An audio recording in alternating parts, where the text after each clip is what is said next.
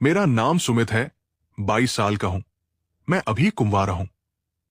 कुछ समय पहले मेरी सरकारी नौकरी लखनऊ से 200 किलोमीटर दूर एक शहर में लगी, तो मैं वहां अपने रिश्ते की एक मौसी के यहां रह रहा हूं। मौसी के एक बेटे, बहू घर में ऊपर, मैं और मौसी नीचे रहते हैं। भैया सुबह 8 बजे नौकरी को चले जाते।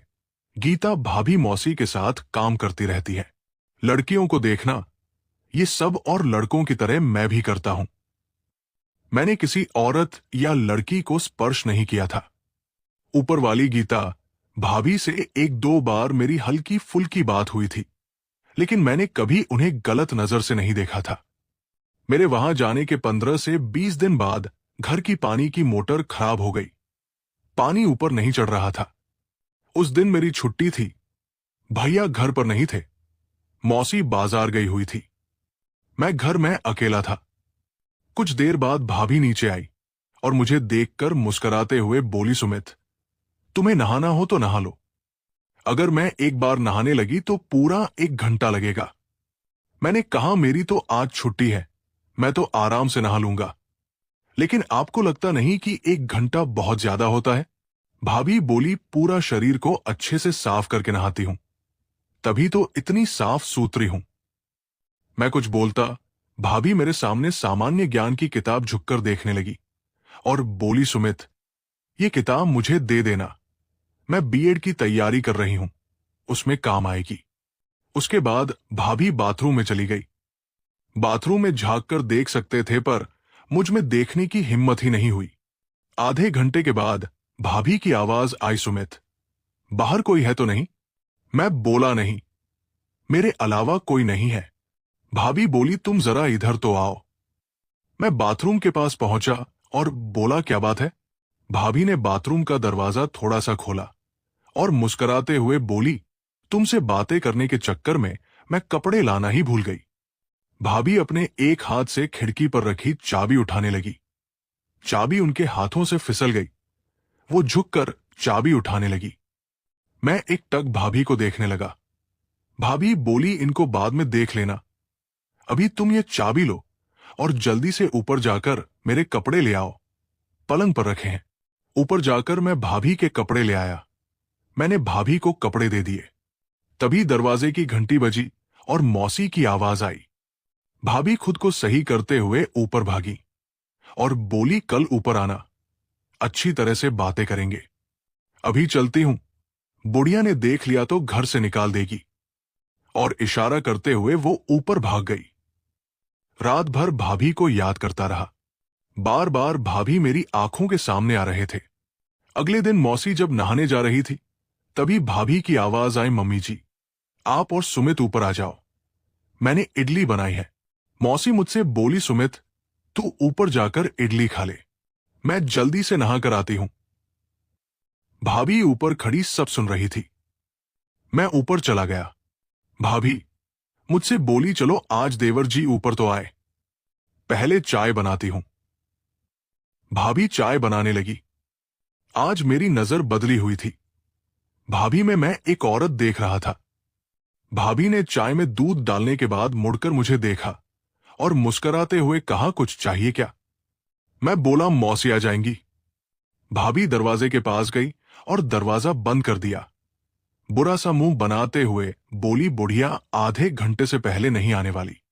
60 की हो रही है, पर ऐसे नहाती है जैसे कि 25 में बदल जाएगी। फिर मुझसे बोली, तुम बेवकूफ की तरह इतनी दूर क्यों बैठे हो? पास आओ ना। मैं पास पहुंच गया। थोड़ी देर बाद भाभी मुझे हटाकर बोली, आओ, अब हम बैठकर नाश्ता करते हैं। तुम्हारी मौसी को तो अभी 10 मिनट और लगेंगे। भाभी चाय की चुस्की लेते हुए बोली, कल रात तुम्हारे भैया ने 2 बजे तक सोने नहीं दिया। भाभी बोली, तुम परसों की छुट्टी ले लो, परसों मौसी को अस्पताल जाना है, मैं घर में अकेली रहूंगी। मैंने कहा, समझो मैंने छुट्टी ले ली। तभी मौसी के ऊपर आने की आहट हुई। भाभी ने जाकर दरवाजा खोल दिया। मौसी ऊपर आ गई। हम सब लोगों ने साथ नाश्ता किया। उसके बाद मैंने नीचे कमरे में जाकर खुद को शांत किया और कपड़े पहनकर ऑफिस चला गया। ऑफिस जाकर मैंने 1 दिन बाद की छुट्टी ले ली और बड़ी बेचैनी से परसों का इंतजार करने लगा। अगले दिन सुबह मौका देखकर मैं भाभी के कमरे में गया और उनको गले लगा लिया। भाभी ने मुझे प्यार से कहा, नौटी कही के एक दिन इंतजार नहीं हो रहा है। पूरा दिन और रात बड़ी मुश्किल से कटी। अगले दिन मौसी ने मुझसे सुबह ही बोल दिया कि आज ऑफिस जाते हुए मैं उन्हें अस्पताल छोड़ दूं और शाम को लौटते हुए ले लूं। मन ही मन मैं खुश हो गया। आज पहली बार कुछ मिलने वाला था। मैं मौसी के चलने का इंतजार करने लगा। मैं और मौसी 9 बजे घर से निकल गए। मैं मौसी को छोड़कर वापस 11 बजे से पहले ही घर आ गया। भाभी नीचे ही थी। भाभी ने मुस्कुराकर कहा, पहले दरवाजा बंद करके आओ। तभी भैया की आवाज आई, गीता क्या कर रही हो? भाभी घबरा गई और बोली, आज ये लंच भूल गए थे। दरवाजा बजाकर थक गए होंगे, तभी बगल वाली आंटी की छत से कूद कर आ रहे हैं। भाभी ने दरवाजा खोलकर देखा और बोली, नहा रही हूं, अभी आती हूं, ऊपर ही रहो। उसके बाद मुझसे बोली, सुमित जल्दी से कमरे में जाकर छुप जाओ, ये अभी ऊपर ही है। मैं दौड़कर कमरे में घुस गया। भाभी भैया को दिखाने के लिए बाथरूम में नहाने का नाटक कर रही थी। कमरे में आकर मुझे लगा कि भैया अंदर आ रहे हैं, तो मैं पलंग के नीचे छुप गया। भैया कमरे में पलंग पर बैठ गए। सामने ड्रेसिंग टेबल के शीशे में मैंने देखा तो भैया मोबाइल में शायद फिल्म देख रहे थे। तभी बाथरूम खुलने की आवाज आई। भाभी अंदर कमरे में आई। भैया को देखकर चौंकते हुए बोली, आप इधर ये क्या कर रहे हैं? ऊपर नहीं गए? भाभी बोली, ऊपर चलिए ना। मुझे पलंग के नीचे से शीशे में सब दिख रहा था। भैया ने इस बीच भाभी से पूछा, प्रोजेक्ट कैसा चल रहा है? भाभी बोली, सफल हो रहा है, 1 महीने में रिजल्ट आ जाएगा। शीशे में से भाभी ने मुझे भी देख लिया था। उन्होंने मुझे आंखों से शांत रहने का इशारा किया। भाभी बोली, तुम ऊपर जाओ, मैं आती हूं। भैया ऊपर चले गए। भाभी नीचे झांककर बोली, सुमित 10 मिनट यहीं छुपे रहो, मैं इन्हें भेज कर आती हूं। भैया को भेजने के बाद भाभी नीचे आ गई। उन्होंने दरवाजा बंद करके मुझे गले लगाकर बोली, बाल बाल बचे, वरना भगवान जाने क्या होता। भाभी बोली, पहले खाना खा लेते हैं, अब पूरी दोपहर मेरी और तुम्हारी है। भाभी ने खाने से पहले मुझे एक गोली और कैप्सूल दिया और बोली, इसे खा लो, ये तो रोज सुबह शाम खाते हैं फिर हीरो बनते हैं। तुमने देखा कैसे हरकत कर रहे थे। मैंने भाभी से पूछा, ये प्रोजेक्ट क्या है? भाभी बोली, ये आपस की बात है। आधे घंटे बाद भाभी और मैंने खाना खाया।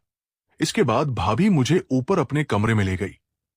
कमरे में आने से पहले हमने सब जगह के दरवाजे बंद हैं या नहीं, ये चेक कर लिया था। थोड़ी देर बाद भाभी बोली, कहीं बाहर चलकर घूम कर आते हैं, यहां तो मौका भी कम मिलेगा और हमेशा डर भी लगा रहेगा। अगले संडे मेरा भी एड का एग्जाम है, लखनऊ चलते हैं। सासू मां की बहन मधु के यहां रुकेंगे। उनकी बेटी रंजना मेरी अच्छी सहेली है। फ्लैट में मां बेटी अकेली रहती है। मधु मौसी आजकल तीर्थ यात्रा पर गई हुई है, वहां रहने करने में मजा आ जाएगा। मौका मिले तो रंजना को भी मिल लेना। समय का पता ही नहीं चला और 6 बज गए तभी हमें घंटी की आवाज सुनाई दी। मैंने दरवाजा खोला तो मौसी थी। मुझसे बोली, पड़ोस का रमेश आ रहा था, उसके साथ आ गई।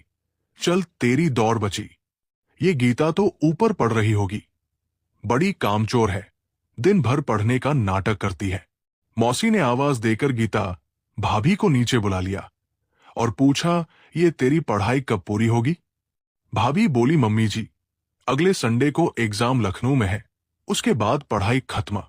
मौसी बोली, पंकज तो पूना जा रहा है, तू लखनऊ कैसे जाएगी? भाभी बोली, आप सुमित को मेरे साथ सैटरडे को लखनऊ भेज दो। मौसी मुझे देखकर बोली, क्यों सुमित जाएगा इसके साथ? मैंने कहा, आप कहोगी तो चला जाऊंगा। मौसी बोली, ठीक है चला जा, तुम दोनों रंजना के यहां रुक जाना, आजकल अकेली है, मधु तो तीर्थ यात्रा पर गई हुई है। गीता और रंजना की पट्टी भी अच्छी है। मेरी और भाभी की खुशी का ठिकाना नहीं रहा। भाभी बोली, हम रंजना के यहां रुक जाएंगे और सोमवार को वापस आ जाएंगे। शाम को मुझे अकेला देखकर भाभी बोली तैयार रहना, एग्जाम तो मेरा है लेकिन पास तुम्हें होना है। तभी दूर से आती हुई मौसी को देखकर तेजी से बाथरूम में घुस गया। 2 दिन बाद शनिवार भी आ गया। हम दोनों जाने को तैयार हो गए। भाभी और मैंने शनिवार को 4 बजे घर से निकलने का प्रोग्राम रखा। 4 से 5 घंटे में हम लखनऊ पहुंच जाते। बस से हम लोग जा रहे थे। शनिवार को हम बस से चले। दिसंबर का महीना था, रात ठंडी थी। बस 5 बजे चली, 9 बजे तक हम लखनऊ पहुंच जाते। बस में पीछे वाली 2 लोगों की सीट पर हम जाकर बैठ गए। भाभी और मैं बातें करने लगे। 6:45 बजे करीब बस एक ढाबे पर रुकी। भाभी बाथरूम चली गई। मैंने 2 चाय का ऑर्डर कर दिया। भाभी मुस्कुराते हुए चाय पीने के बाद मुझसे बोली, खुले पैसे मेरे पर्स से दे दो। तभी बस का हॉर्न बजा। हम लोग बस में आ गए। बस जब ढाबे से चली तब तक 7 बज चुके थे और अंधेरा हो गया था। बस में पीछे की बड़ी सीट खाली थी और सवारी आगे बैठी हुई थी। हम सबसे पीछे थे। तभी भाभी बोली, ठंड लग रही है, पहले बैग में से चादर उतार लो ना। मैंने चादर बैग से निकाल ली। बस में मुझे ऐसा लगा कि अधिकतर लोग हमें पति पत्नी समझ रहे थे। इस बीच बस वाले ने अंदर की लाइट बंद कर दी थी। पूरी बस में अंधेरा हो गया था। इसी बीच कोई स्टॉप था। लाइट खुल गई, हम लोग हट गए। इस स्टॉप पर काफी लोग उतर गए थे। इसके बाद हमारे आगे वाली 2 तरफ की सीटों पर बैठे लोग आगे सीटों पर चले गए। अब हमारे चारों तरफ खाली था। लखनऊ आने में अभी 1 घंटा था। लाइट दोबारा बंद हो गई। हम लोग बगल में खाली पड़ी 3 लोगों की सीट पर आ गए। थोड़ी देर बाद हमारा स्टॉप आ गया था। भाभी और मैंने ऑटो कर लिया। पूरे रास्ते हम पति पत्नी की तरह बैठे थे। 10 बजे हम रंजना के घर थे। वो घर में अकेली थी। रंजना 22 से 23 साल की लड़की थी। थोड़ी सांवली थी लेकिन सुंदर थी। भाभी को देखकर वो उनसे गले लग गई और बोली, तुमसे मिलकर बहुत अच्छा लग रहा है। अंदर घुसते ही भाभी ने रंजना की तरफ देखते हुए कहा, सुमित, ये मेरी पक्की सहेली है, हम साथ साथ पढ़े हैं। रंजना से भाभी बोली, ये मेरा देवर सुमित है, इससे शर्माने की कोई जरूरत नहीं। पूरे रास्ते हम खाते पीते आ रहे हैं, कहानी जारी रहेगी।